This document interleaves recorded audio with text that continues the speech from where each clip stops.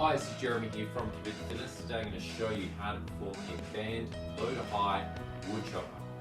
To perform this exercise, you will need to have yourself a band, and then from here you want to put one part of the band on the ground, the other part you want to have in your hand. You want to make sure that the tension is there, so stand where you believe you feel that tension, so it should be tense from the low part of the exercise.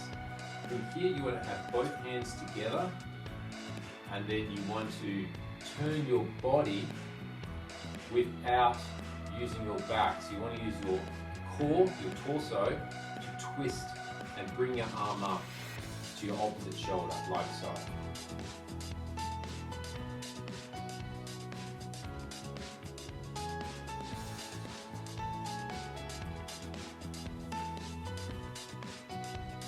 And then of course you want to do it on the opposite side.